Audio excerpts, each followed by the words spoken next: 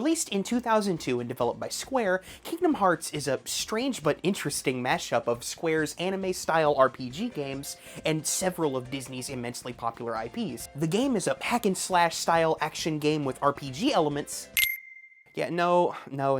You don't need all that introduction. Whether you're a fan of the series or any of the many IPs that it's comprised of, you know what Kingdom Hearts is, or at the very least you're familiar with it. Many consider it to be one of the greatest games of all time, and the franchise that spawned from it has garnered an interesting reputation amongst gamers. I personally know people who have played nearly every single one of these games, will continue to do so every single time there's a major new release, have fond memories from their childhoods of the PS2 titles, yet at the end of all of that will also tell me that they hate Kingdom Hearts. I have no idea what it is about these games that made them so popular, yet so divisive and memed on, because I have never played a single Kingdom Hearts game. Now, real quick, I'm gonna reach down here and pick up a big ol' asterisk, because I have technically experienced the first Kingdom Hearts for a little bit. Let me give you some background. It must have been around 2004, I walked into the video store and saw this, honestly, great box art, and my attention was not drawn in by any of the anime characters, but of course by the Disney characters. At this point in my personal gaming history, most of the titles that I experienced were movie tie-in games that greatly varied in quality, any game with the words Star and Wars on the cover, and Turok Evolution, which my parents bought me because it had a dinosaur on it, completely ignoring the rated M for mature rating at the bottom. Something that they would come to regret when my cousin lent me Mortal Kombat Deadly Alliance and Red Dead Revolver. Any mechanics that weren't the most basic, whether that be combat, racing, or shooting, were completely foreign to me. I didn't get into RPGs until I was in my teens, so anything that involved resource management or a party or skill points or leveling up, that was stuff that just didn't compute in my tiny, naive brain. I didn't even know how to load a video game save at this point. This is a true story. I'm not making this up. My brother and I just had no idea that you didn't have to start the game all the way over every time you put the disc in. We just clicked new game over and over and over again until I'll never forget this. My cousin comes over and we wanted to show him the first Lego Star Wars game, and we clicked new game after having owned it for like a month, and he was like, what are you doing? The reason that I'm telling you all of this is to help you understand why I didn't get very far in the first Kingdom Hearts. My memory of that game goes thus far. I ran around on a beach for a little bit, and then I went into a cave where there was a spooky guy in a hood that scared me, and that's it. I stopped playing right after that. Fast forward, I'm in my 20s now, and I have started collecting games and game consoles because I make poor financial decisions. I decide that I'm gonna experience Kingdom Hearts all the way through this time, no stopping. I buy this copy, play it right up to the exact same point, get a little further, and then stop again. That was about 5 years ago. While as a kid, I assumed the game just didn't grab me like the others that I was playing at the time, as an adult, there's a much more realistic reason as to why I couldn't get through it. Life just got hectic, as it always does. Being an adult sucks, and I think we all have that point when we realize we no longer have the time to sink hours upon hours into a game because we have other responsibilities. Well, for this video, I have made the time for my first ever Kingdom Hearts playthrough. I am going to beat this game for the very first time and give you my honest thoughts about it, from its gameplay to its notoriously convoluted story. I want to go back to a time when the internet wasn't so readily available with guides and walkthroughs at my fingertips. I will not be using any of that to get through this game. However long it takes me to beat Kingdom Hearts is just the way it's gonna be. I want the authentic experience that I didn't have as a kid, so I won't be receiving any kind of help through this game unless I get horribly stuck, which I don't think will happen. So, with this introduction out of the way, the only thing left to do is turn this camera off, put away this green screen behind me, and go record myself playing through Kingdom Hearts for the very first time. I hope this goes well. Well, that was Something else? I stand before you now having finally beaten the main story of my very first Kingdom Hearts game, and I've got to say that I've been going back and forth on how to write the rest of this video. As I was playing through the game, recording all of my footage and my reactions, as well as taking notes, in the back of my mind, the question of how to structure this video kept coming up. There are several videos covering Kingdom Hearts here on YouTube, some that I'm sure I will be consulting after I publish this video to see what I get wrong. Because ultimately, what I decided to do here is just give you my unique individual experience. As someone who has played through this game for the very first time in 2024 as a 26-year-old man with absolutely no knowledge of the series' story, characters, world, or mechanics, and approaching all of these elements with the same outsider mentality that I had as a kid. My goal with this video is to show you what it's like for someone who avoided looking up any guides, tips, tricks, or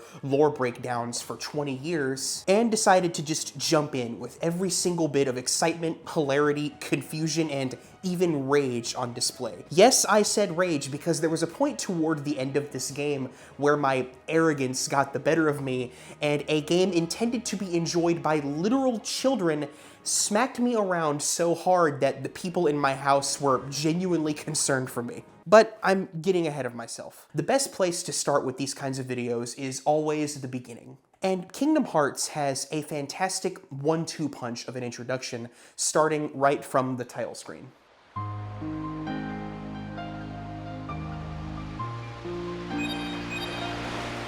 Even as someone who isn't overly familiar with the series, of course I know about the beautiful theme Dearly Beloved, composed by Yoko Shinomura. It's one of the most iconic pieces of music ever composed for a video game series. For a game whose major selling point was its crossover with Disney characters, I find it so fascinating that the title screen and subsequent opening FMV cutscene made the decision to forego all of the Disney imagery and instead instill a feeling of melancholy and longing into the player. At this point, I have no idea what's going on here or who any of these people are, but this beautifully directed FMV does so much work in getting me invested before the game even begins. The game begins proper with a small tutorial segment where I'm given choices about what path I want to go down, all while cryptic lines of dialogue appear stating that I'll be the one to open the door. I went with the power of the warrior and gave up the staff. Now that I've beaten the game, I did look up how much of a difference choosing certain items here actually makes, and they basically determine your starting stats and some abilities that you begin with. There are several Kingdom Hearts experts who can explain that better than me online, and from looking it up, I can see how my decision to pick the sword was kinda not the best one.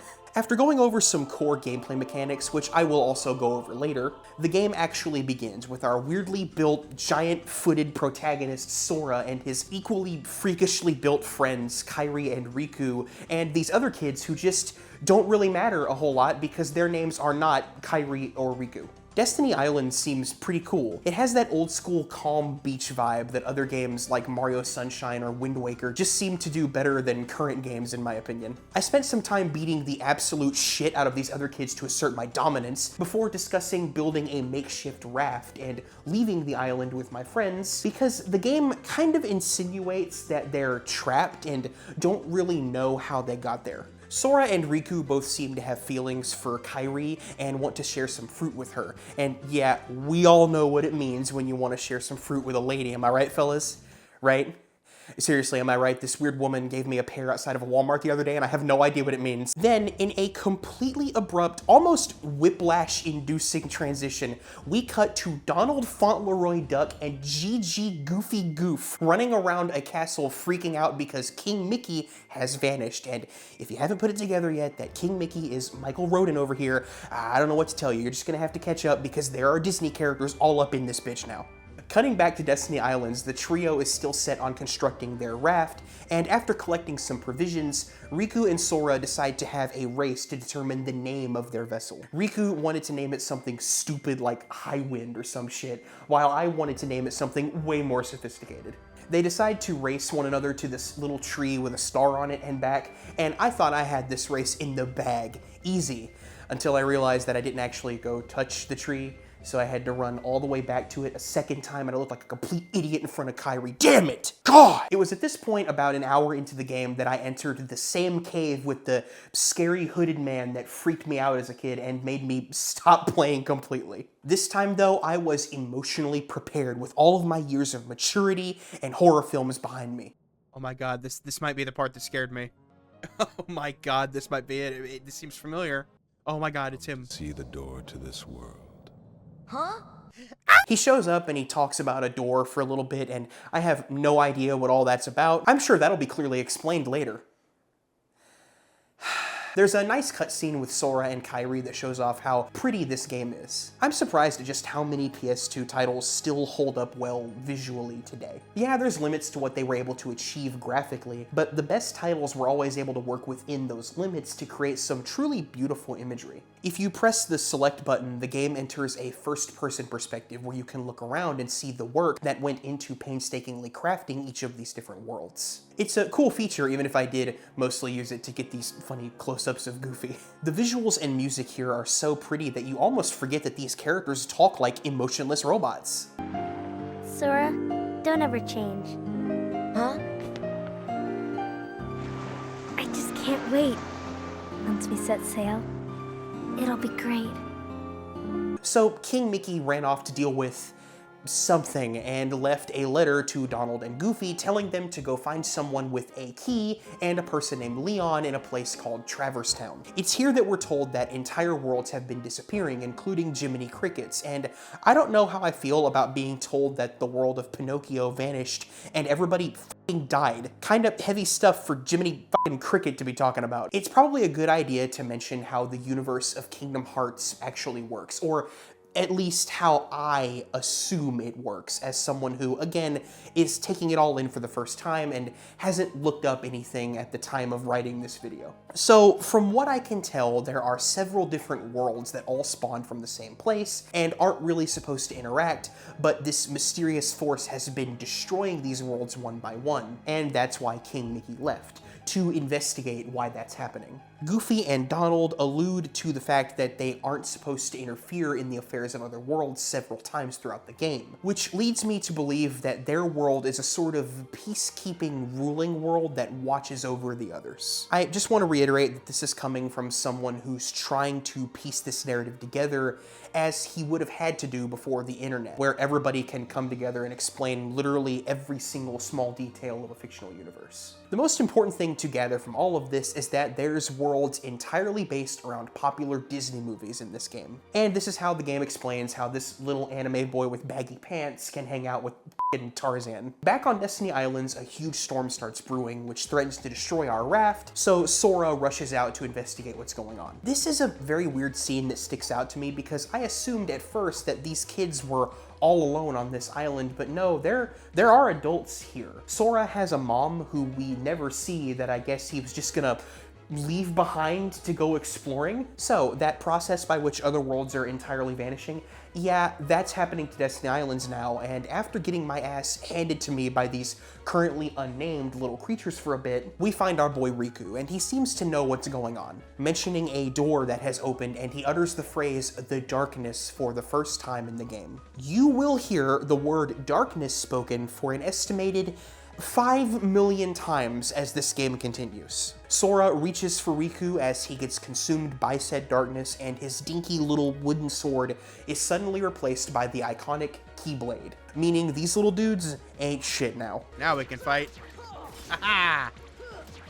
Sora heads back to the cave and sees Kairi vanish as Destiny Islands is completely destroyed. After battling a giant boss creature for a bit, Sora is sucked into a portal away from Destiny Islands and ends up in Traverse Town, where Goofy and Donald are searching for the key and Leon. It's here that the game lets you explore Traverse Town for a bit, engage in some combat, chat with some other characters in shops, and starts actually giving you money to go spend on different items after defeating enemies. The combat in Kingdom Hearts is pretty straightforward at first, before things like magic or summons are introduced. You attack enemies with the Keyblade by pressing X, with the game sort of automatically guiding you toward the nearest enemy and allowing you to use the lock-on function to target a specific enemy. If an enemy is in the air, Sora will sometimes automatically jump into the air and attack them without the player needing to press the jump button, if they're positioned close enough to an airborne threat. The camera in Kingdom Hearts isn't great.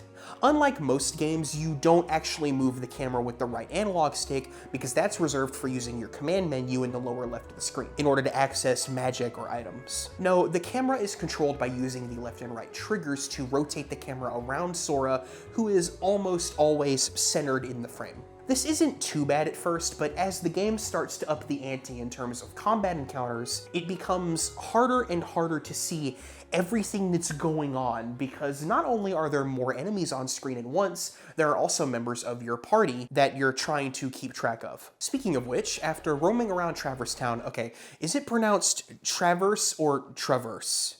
I don't care, I'm calling it Traverse. And missing Donald and Goofy a few times, Sora meets up with and briefly fights Leon, who kicks his ass before waking him up and explaining to him that he and a bunch of other characters from Final Fantasy, like Aerith and Yuffie, are fighting against the Heartless, which are what these little creatures Sora's been fighting in the game so far are actually called.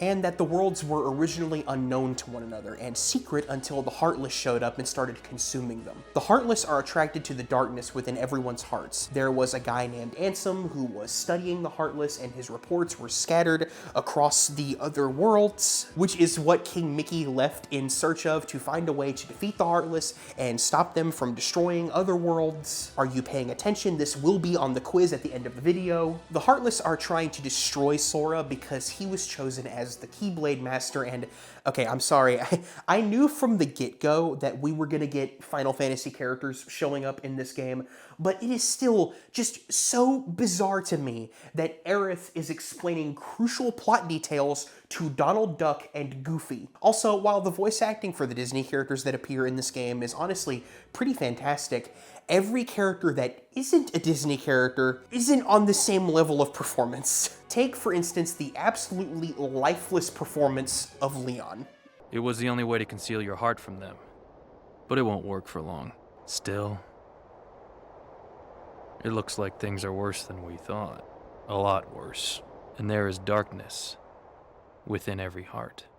After fighting around Traverse Town for a bit and seeing some newly designed Heartless, something that actually happens in each world by the way, Sora finally meets up with Donald and Goofy to take on the first real boss of the game. And it's here that you start to get a feel for the party mechanics. You still don't have spells yet, but you now have the option to use healing items on Donald or Goofy as they do you. Taking out groups of enemies now gets significantly easier since you now have other characters helping you out. The first boss that you fight is sort of designed for this, being defeated by taking out each of its limbs, which Donald and Goofy and Sora can all attack together or separately. After defeating the boss, Donald and Goofy offer to let Sora go with them on their journey to find King Mickey so that he can, in turn, find Riku and Kairi. We also get this hilariously awkward moment that just kind of sums up the odd conversational pacing that this game has. But you can't come along looking like that.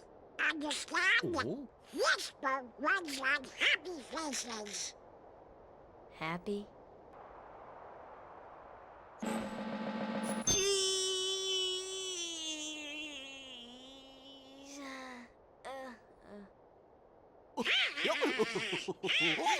It's here that we get our first glimpse of the villains, baby! Ain't Sephiroth supposed to be the dark part of Cloud's heart? Hades, Jafar, Ursula, Captain Hook, and Oogie Boogie all being led by Maleficent, and they are after...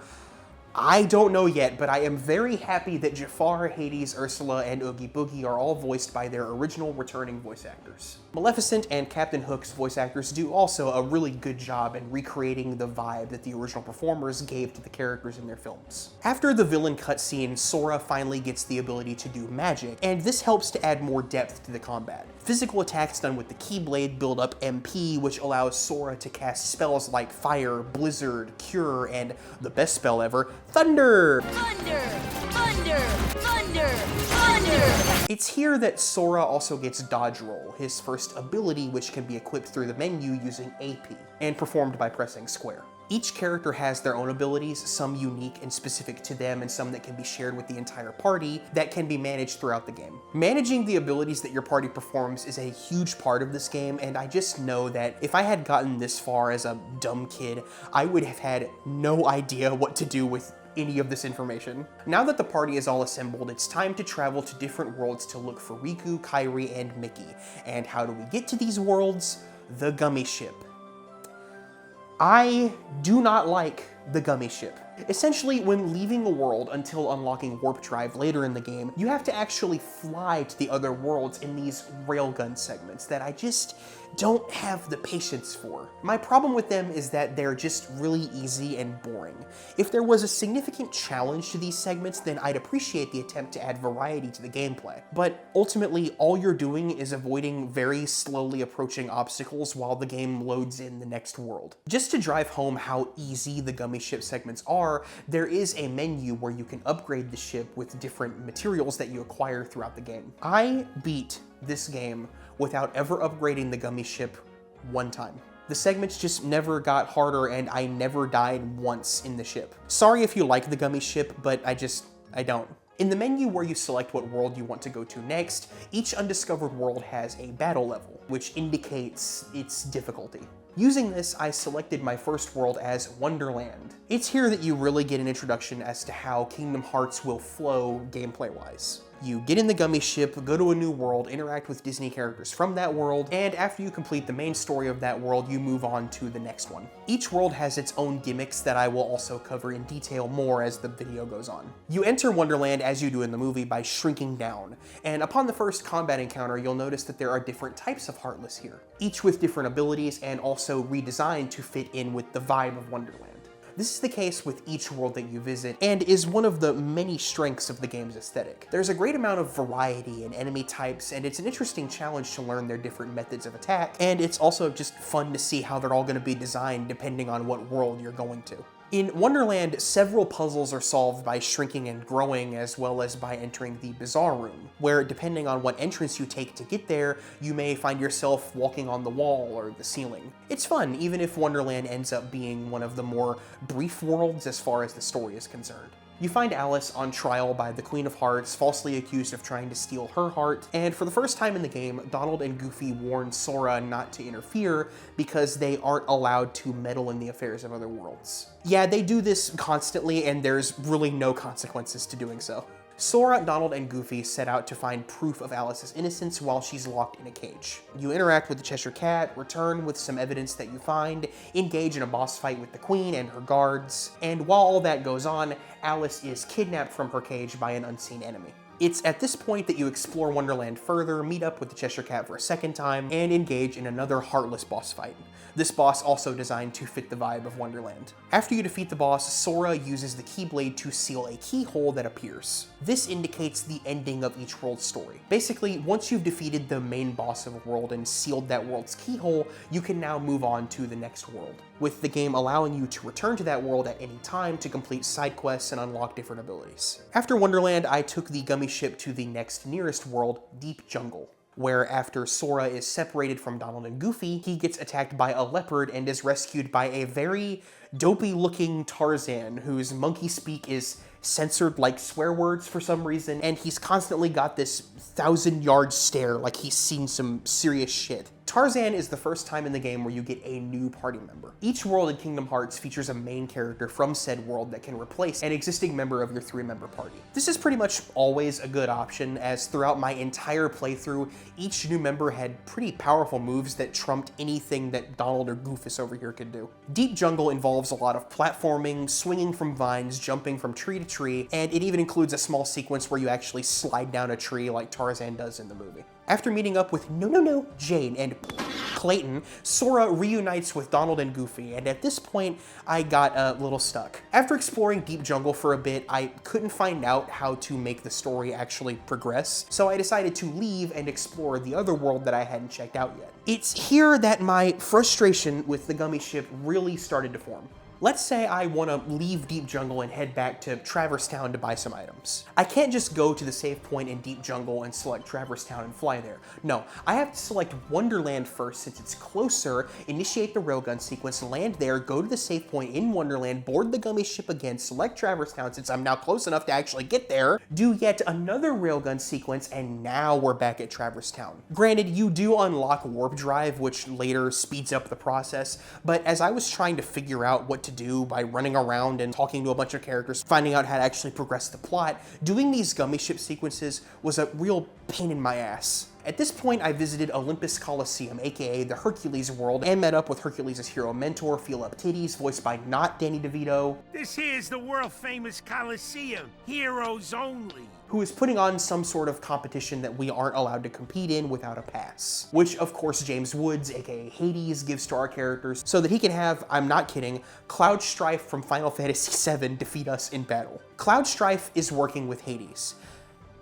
That is a sentence that I didn't think I was ever gonna write or say out loud, but here we are, we're just gonna have to deal with that. Cloud absolutely wipes the floor with us, and after he refuses to kill us, like Hades told him to do, Cerberus shows up, who is stopped by Hercules. We're then given the option to enter a boss fight with Cerberus, which of course I did, but found to be very difficult and just couldn't beat. I died several times to this big stupid dog, and despite my determination, I had to eventually accept that I was nowhere near strong enough yet to fight it. And after running around for a little while longer, I finally find out that the way to progress the main story was in fact back in Deep Jungle, and I just missed what I was supposed to do. What at first seemed like a side mission where you collect slides to put in a projector is actually a required mission to progress, and in my defense, it didn't seem very important at the time. My first big L of this playthrough, and I promise it won't be the last. We fight Sabor the leopard a few more times, and we finally see the monkey Heartless that are unique to this world. Clayton teams up with the Heartless, and we fight him on top of a giant chameleon, you know, just like in the movie. And before Sora seals the keyhole for this world, we get this interaction that I'm just gonna let play out for you. Friends there. See friends. Oh, now I've got it. Means heart. Friends in our hearts. Kingdom Hearts has a very weird vibe in its cutscenes. Maybe it's the localization or just the weak writing, I don't know, but I feel like an insane person anytime somebody talks in this game, and I think that just adds to the charm. Even though we've already sealed a keyhole in Wonderland before this, it's after Deep Jungle that the main objective of sealing all the keyholes is explained to Sora, and he's actually given a new keyplate upgrade with each world that he's beaten called keychains. You get the Jungle King keychain here. It's here that we see Alice was kidnapped by the group of villains, and they allude to a plan to kidnap several other princesses. I didn't know that Alice from Alice in Wonderland counted as a princess, but okay. After some more annoying gummy ship sequences, we head back to Traverse Town, where we get our ship upgraded to access even more worlds, and we meet up with Merlin and the Fairy Godmother, who show us how to better do magic, and we attain our very first summons in the game. Summons are these big, powerful moves where other characters either replace the two members of Sora's party, or benefit the entire party in some way.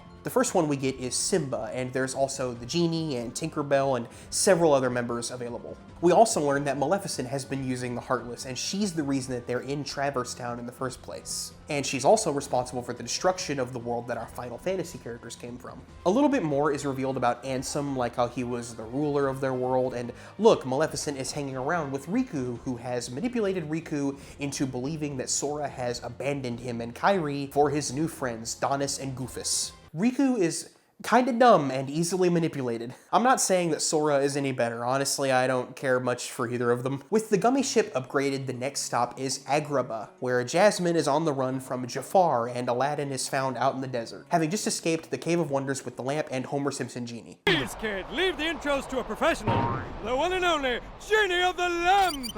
Rub-a-dub-dub the lamp and have your dearest wishes granted. Today's winner is Aladdin! Congratulations! I think it's important to bring up something regarding the films that Kingdom Hearts features. Before starting the game, I expected that the film's stories would remain largely unchanged and that the party would just kinda be there, while the stories were actually happening as they do in the film. Clearly, this is not the case. In some cases, the film's events are completely altered, with the heroes and villains' motivations now revolving around the Heartless invading their worlds. In the movie, Jafar wants to rule Agrabah and tries to marry Jasmine in order for that to happen. In Kingdom Hearts, he's after her because the villains need 7 Princesses of Heart to open the final door. Every villain is in league with one another, and it's pretty cool to see their different personalities clashing. What I find interesting about the Heartless is that they're as much of a help to the villains as they are a threat to them. They're implied to not have any real loyalty to the Disney villains, with Maleficent even warning Jafar that the Heartless will consume them if they're not careful. It makes the Heartless a much more intimidating threat the longer the story goes on,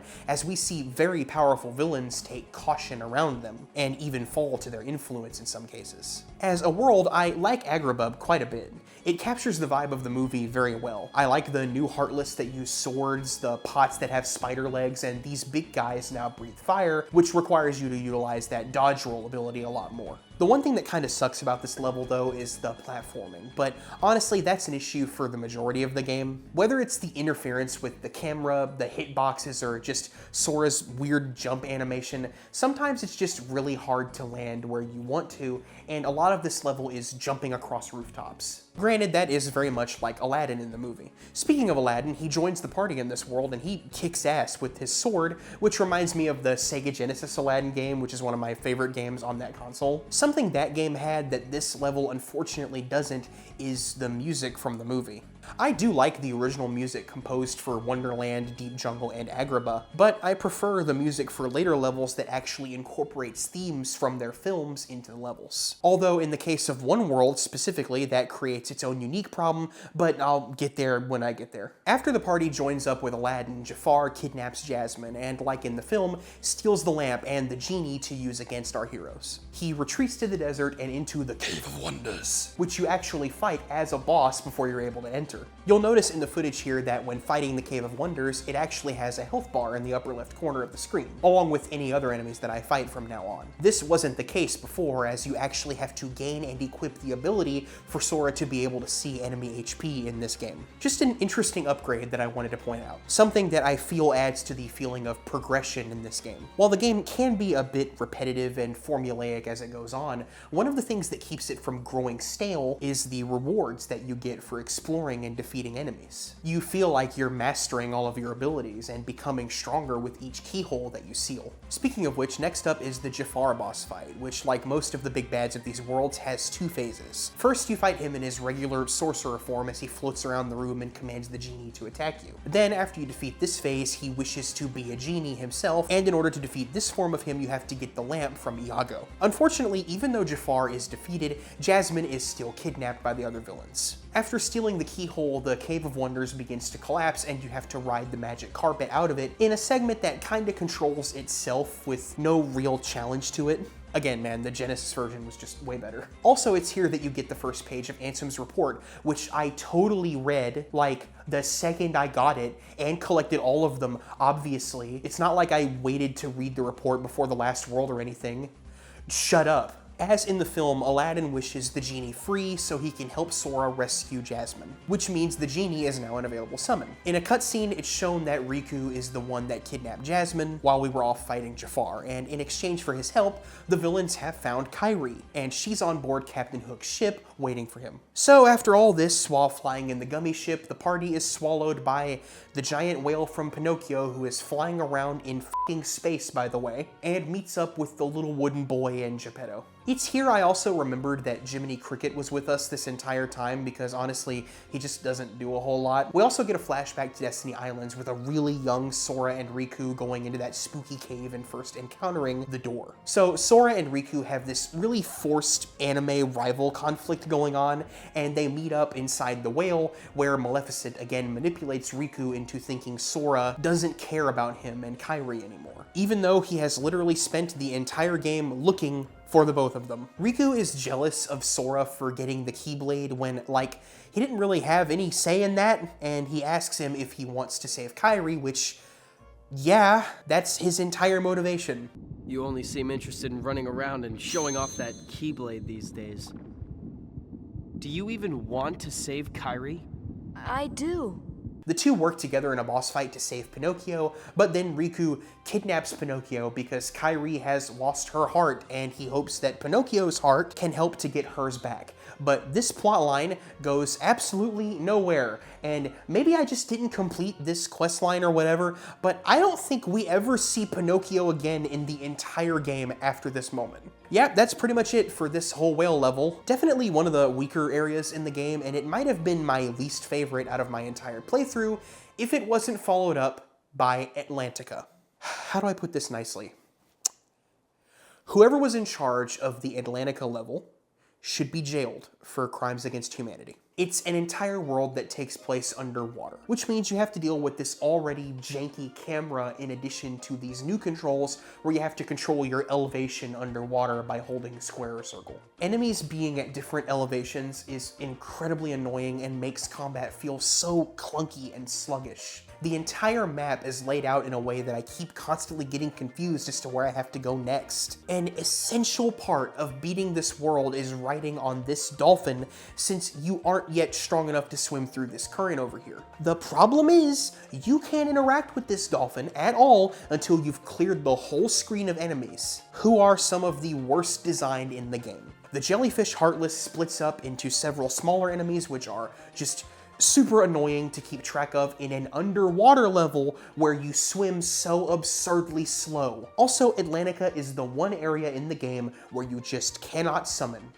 at all. On top of all of that, this is the first area in the game that plays music from the movie. I like Under the Sea, and I was super excited to hear it for the first time. At first, I was vibing, but because it feels like this level goes on forever with all of the backtracking, looking for the dolphin, forgetting which cave to go into, and slow-ass swimming, I now hate this song because it's on the same loop over and over and over again, and it just doesn't stop. Atlantica is the worst world in Kingdom Hearts by far, and I couldn't wait to beat it after spending about an hour there. Being the Little Mermaid world, Ursula is the main boss of Atlantica, and it's when I was fighting her that I started to get really frustrated with this game for the first time in my playthrough. Her first phase is all about destroying her cauldron, which you kinda have to do with the fire spell because I couldn't just run up and hit it with the Keyblade for some reason. In order to fill MP, you have to fight Flotsam and Jetsam, who again are super annoying to keep track of and chase around because of the underwater controls. I died a few times during this boss fight, and it is upon my death that I discovered what I believe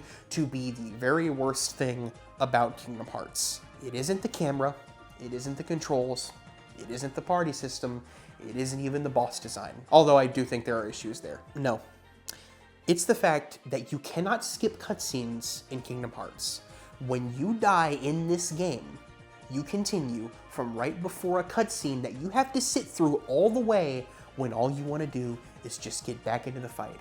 And sometimes these cutscenes are decently long. When I got to Ursula's second phase where she grows giant, each time I died, I had to spawn outside of the current, swim into the current, go through the cave, watch the cutscene, and then get another chance to fight her. I feel like it's important to jump in here and kind of break the illusion a little bit. I do own this game on PlayStation 2, but I don't have the setup necessary to record straight from my PS2, so I am emulating this game. While I was writing this, I was told that in the HD version of the game, you actually can skip the cutscenes, but I'm emulating the original PS2 version since I want the OG experience and also just HD recording and save states. All of these issues will come back later in the worst boss fight of the game.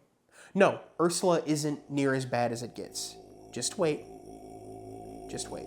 Luckily, after enduring the underwater hell of Atlantica and defeating Ursula, I was immediately rewarded with my favorite world in the entire game. Halloween Town from The Nightmare Before Christmas just has the kind of vibe that I always want to hang out in. This Is Halloween plays in the background over the foggy, twisted streets and cemeteries of the town, and the entire party gets a spooky makeover, and I just love it. Rather than trying to do his own version of Christmas like in the movie, Jack Skellington is experimenting on the Heartless in an attempt to use them to celebrate Halloween with a big dance. Sora is eager to help, hoping that by giving the Heartless hearts, they won't have to fight them anymore. Of course, this doesn't work out, with Lock, Shock, and Barrel stealing the artificial heart that Jack was planning to use and taking it to Oogie Boogie, whose boss arena lovingly references his musical sequence from the film. As much as I love Halloween Town, I do have some complaints about it. Mainly, it's just way too easy and way too short. After beating Oogie Boogie's first phase, he just turns into a big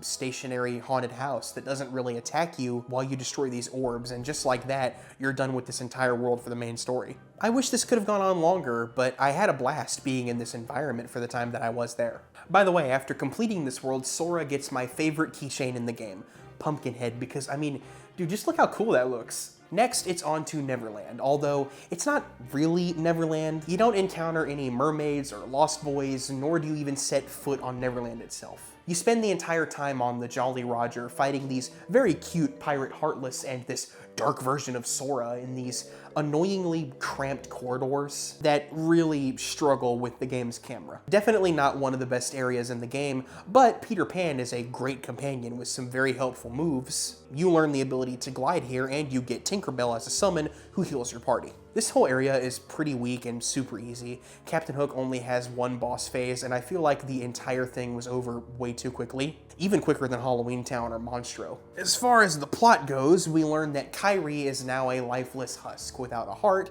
and Riku is told by Maleficent that the only way to save her is by opening the door to the heart of all worlds, which they can gain access to by capturing the 7 Princesses of Heart. Maleficent wants to do this to gain untold power, and even grants Riku the ability to control the Heartless. At this point, Riku goes full villain mode for a bit, taunting Sora with Kairi's lifeless body and acting like a somehow even more angsty version of Sasuke, saying that his heart is too strong and he's just so much better than Sora, who responds in the only appropriate way. The Heartless obey me now, Sora. Now I have nothing to fear. You're stupid! After the Neverland segment, we get another flashback to when Sora and Riku were little, and we're reminded of their friendship because the game has done a very poor job portraying it so far. We're also shown that Riku was shown the keyhole to Destiny Islands way back then. Back in the present, Maleficent tells Riku that there's untapped power within him and helps him to awaken it. This is kinda confirmed later on in the game, but this flashback shows, I think, that it was actually Riku who was destined to be the Keyblade Master, before he allowed himself to fall to the power of darkness and be manipulated by Maleficent and all that. If I'm getting any of this wrong, and I probably am, just know that I did take notes on this story as it was happening and was genuinely trying to make sense of it. It's just communicated so poorly in my opinion. After going back to Traverse Town, Sora gets a weird vision where we're shown Kairi being told by some random old ass lady about the origins of their entire universe. I do not know who this old lady is, cannot make heads or tails of anything that she's communicating, and I don't think we're ever told again who she was. She just talks about darkness and the true light being there to guide you and how your heart is this shining source of light, and I don't know, man. Marshall, what do you think? It was Walt Disney who played the voice of that character, so maybe if you read the credits for once, you would know that. I'm sorry if this isn't the most comprehensive breakdown of this game's lore, but I never said that this video was gonna be that. It's pretty clear at this point that we seem to be in the end game now. So before heading to Hollow Bastion, the game kinda tried to nudge me to visit other worlds and find new items, and the only thing that I did with that suggestion was go back to the Olympus Coliseum and absolutely body the Cerberus. Yeah! Woo! That is all that I did with this extra time before the final areas of the game. I'm sure that this decision to not explore further and just complete the main story will have no horrible repercussions on my experience playing this game later. Seriously, I'm sure that everything will go just fine. As the second to last world in the game, Hollow Bastion is one of the very best in the entire game. I love the gothic castle that you're fighting your way toward and the ominous choir music. It's kind of the perfect place for you to confront the Mistress of Evil herself. You find out here that the Beauty and the Beast world has already been destroyed, and Belle is one of the 7 captured princesses. The Beast was able to escape his world collapsing and is here in Hollow Bastion to save Belle. As a companion, he's very helpful, considering that this world begins with Riku confronting Sora, declaring himself the Keyblade Master, and taking the Keyblade as well as Donald and Goofy with him. You run through the first half of this mission with that wooden sword you began the game with on Destiny Islands, and it's pretty useless, doing hardly any damage. You pretty much stand back and let the Beast take care of things here while you solve the puzzles to get into the castle, where you see all of the princesses and Kairi being held by Maleficent, who uses their power to reveal the keyhole, while Sora and the Beast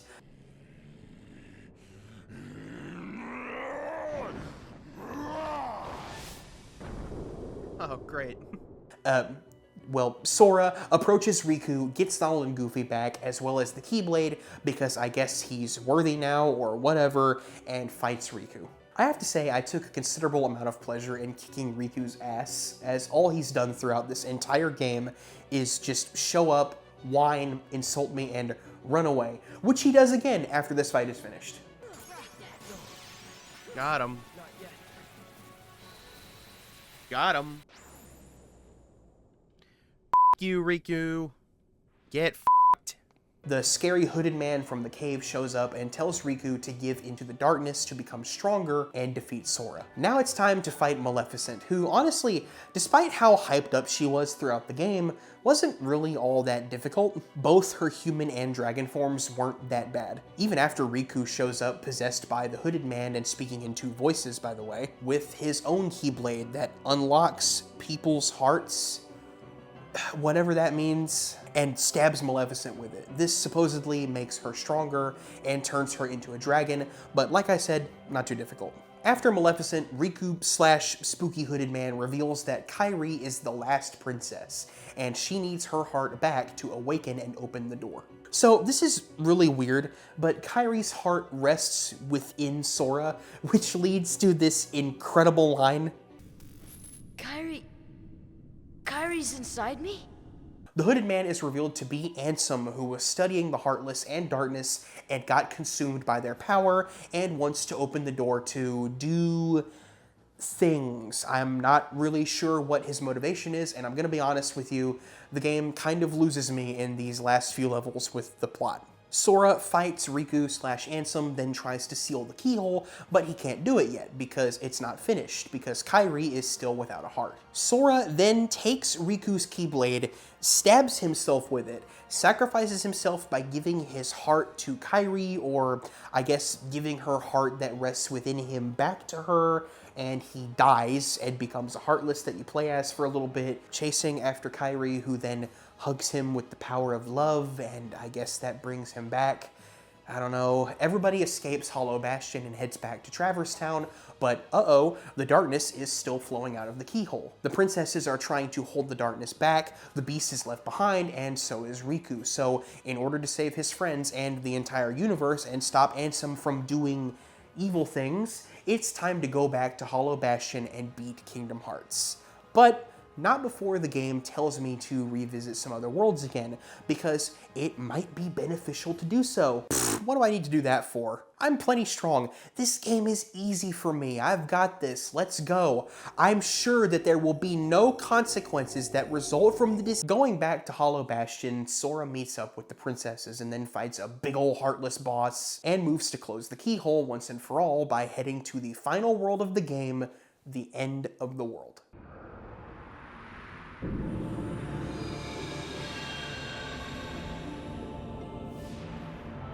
Before I get into how angry some of these final segments made me, I have to say that the end of the world, like Hollow Bastion, has a fantastic vibe to it. It's crazy how calm, serene, and joyous Destiny Islands is when you begin the game, compared to this desolate wasteland composed of fragments of destroyed worlds. This level introduces 2 new Heartless enemies, this guy and these things, and I am going to tell you now just how frustrating dealing with these enemies was for me. As badass as these guys look, these demon-looking Heartless are super annoying to deal with, as they are flying enemies that take quite a few hits to kill and have this one specific move where they disappear for a bit and surround your character in this purple ring thing that you have to dodge at just the right time or you take a hit. Combine them with these little wing dudes who block most of your attacks and send these annoying tornadoes after you, and the final gauntlet of this world is a real grind. What I mean by gauntlet is that the way to get to Ansem, the final boss of the game, is you have to essentially enter a room that represents each world that you've been to so far and defeat a few waves of enemies there.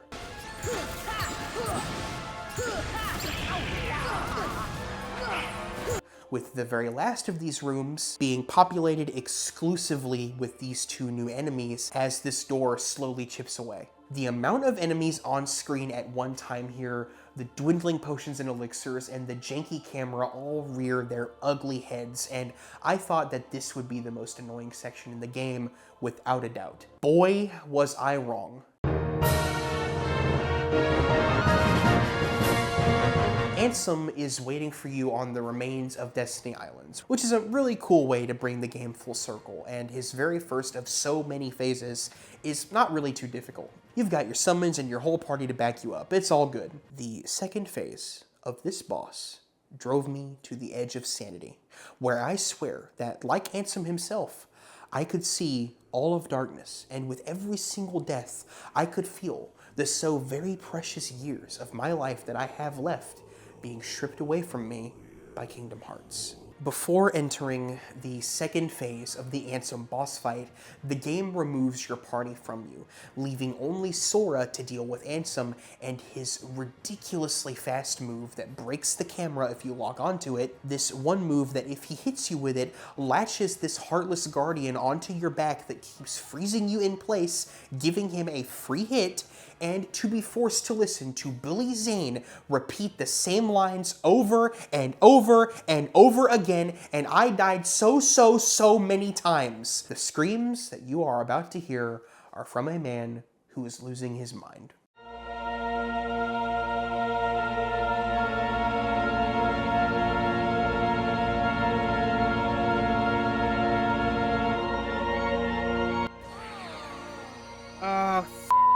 Meal! Shit! Oh, shit! God damn! Dude. There's no way to dodge that. Ah! Oh. See, that's what happened. Yeah. Oh, no. Are you gonna keep spamming that move? Ah! Don't. What do I do? When all of this was over, I did go look up this specific section of the final boss online and did actually find some people who were having the same trouble that I was with this fight, so I didn't feel completely alone. I know I made a joke earlier about save states, and these would have helped me out here greatly, but I tried my best not to use them because I wanted my playthrough as authentic as possible. And looking back on this part of the game, yeah, I should have used them. I just should have used the save states. What? I don't owe you anything. Well, you think I owe you something? But let me tell you something. If you are watching my actual suffering and are about to go down into the comment section and type out how I simply wasn't prepared and my countless deaths were just a skill issue, you are absolutely right. Probably the biggest mistake that I made with this entire playthrough was getting very excited that I was toward the end of the game and just rushing into the final area without going back to the other worlds, getting better items, leveling up, and essentially doing what I did with Cerberus. Also, throughout the entire game, I really focused on my physical attacks when I could have definitely spent some more time working on incorporating my magic and summons, as I know that there are several more summons in this game that I could have unlocked if I had explored more. I just didn't attempt to do all of the side missions that the game has to offer because my primary goal was beating it for this video, and I think that was a pretty big L on my part. I'm very happy that I beat this game and recorded all of it for you to see, but I made the mistake of focusing a little too hard on the end instead of the journey itself. Something that I don't think I'll make the mistake of doing again on future playthroughs. Future playthroughs? Does that mean he enjoyed the game? Oh my goodness. Hold up, we're not done yet. Okay, so Ansem 2 repeatedly kicked my ass, but the sense of accomplishment after finally beating him, you can just hear it in my crazed reaction here. Some of this laughter sounds like I belong in a literal psych ward. Ah! After this, Ansem opens the door to Kingdom Hearts, which, if you're paying attention, is actually the title of the game. Ansem then transforms into this giant monster vessel thing, and this thing is actually nowhere near as hard as his second phase was for me. Let me be clear, it is still super annoying though. First, you fight this giant version of Ansem, and he's tricky enough to deal with without these annoying-ass laser beam balls that I know I can dodge. I pull it off sometimes, but other times I just get hit and I can't really tell why. After this, you go into this dark room with Heartless that you can't really see, and you fight a wave of them. Then it's back outside to destroy these little things. I do not know what these are. Then it's back inside another dark room where you rescue Goofy, and I have to say, Kingdom Hearts really does make you value your party. Getting my ass handed to me on my own for so long really made me miss Goofy saying and Donald screaming over and over and over again. You get Goofy back, fight the mouth of the ship, go to another dark room, get Donald back, and then for the final time, the three of you take on Big Ansem and defeat him once and for all.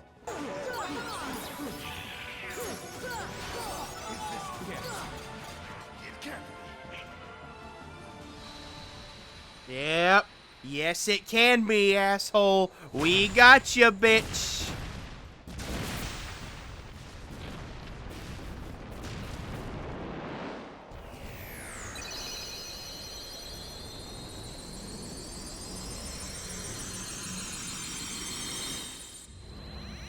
After all that, God, I hope there's a hell for him to burn in. Sora proclaims to Ansem that he's wrong, and Kingdom Hearts isn't the darkness, it's light! You're wrong.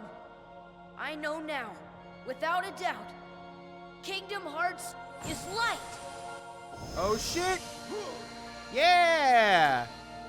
Kingdom Hearts is light, baby!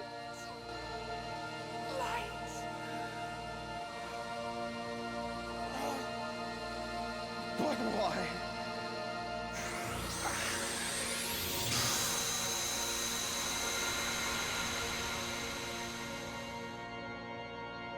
The door has to be closed before all of the darkness spills out, and our heroes all work together to close it with the help of Riku and King Mickey, who is in this game for about 15 seconds. He thanks Donald and Goofy and Sora for all they've done and uses his key combined with Sora's to close the door to Kingdom Hearts for good, actually staying on the other side of the door with Riku, sacrificing himself to close it. The game ends with Sora running back to Kairi as Destiny Islands is restored, but he's unable to get to her. The final, gorgeously animated FMV cutscene plays with Sora promising to get back to Kairi as Simple and Clean by Hikaru Utada plays kind of out of nowhere, and it did make me laugh, but this song is fantastic.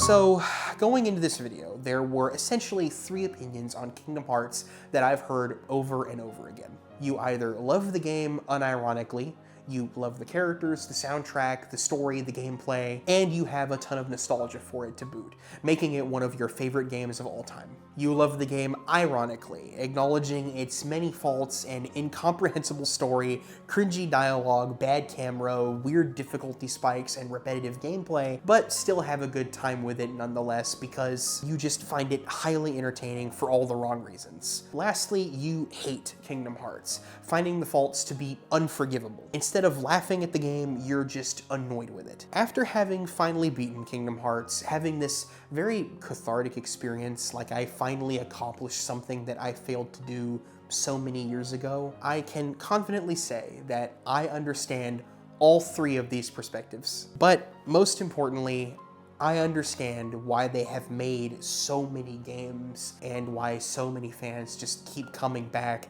despite how many things about the series frustrate them. There is an undeniable pull that Kingdom Hearts has on people.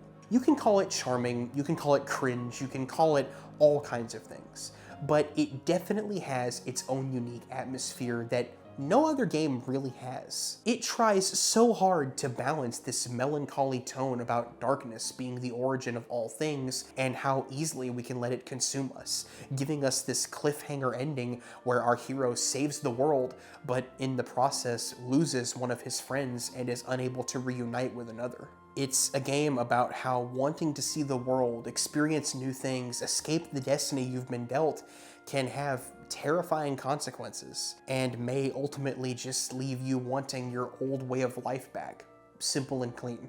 But it's also about fighting a bunch of darkness demons with a mermaid, a jungle man, a boy who can fly, a living skeleton, and several other famous Disney IPs while listening to MIDI versions of their theme songs on loop while goofy anime characters spout incomprehensible nonsense in poorly voice-acted cutscenes that go on way too long. Kingdom Hearts is several things, and now that I've finally beaten it, laughing at it and embarrassing myself on the internet by showing you how I raged at a game intended to be beaten by 10-year-olds, I have to say that I have come out of this experience a changed man. Now, I may be crazy, and I played through Kingdom Hearts in 2024, so yeah, I am crazy, but despite all of the annoying things that I had to go through, I still had a blast with Kingdom Hearts.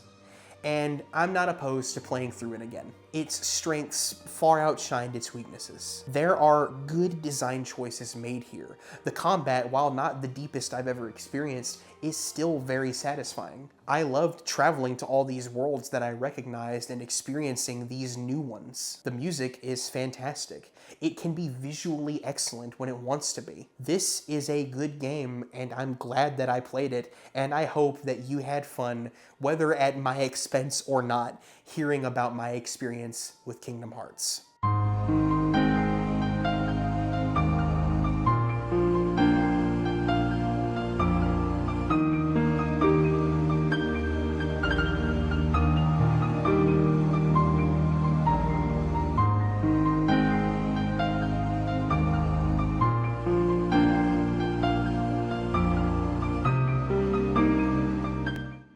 Before I end this video, I'm going to go ahead and put behind me over here some examples of other games that I've either never played or have little experience with. If you'd like to see me cover some of those or anything that you can think of in the future in this style, let me know in the comments below. Feel free to roast me for my poor gameplay decisions, horrible understanding of the lore, and all that good stuff below as well. Just know that I did have a great time playing this game, and I wanted to give you all my real experience without doctoring it or changing it up in any way. Now I know there are several other Kingdom Hearts games, and while I don't plan on playing literally every single one of them because dude, just look at this Wikipedia page, man. There's like so many. If you're all interested and like this video enough, I will at some point in the future cover Kingdom Hearts 2.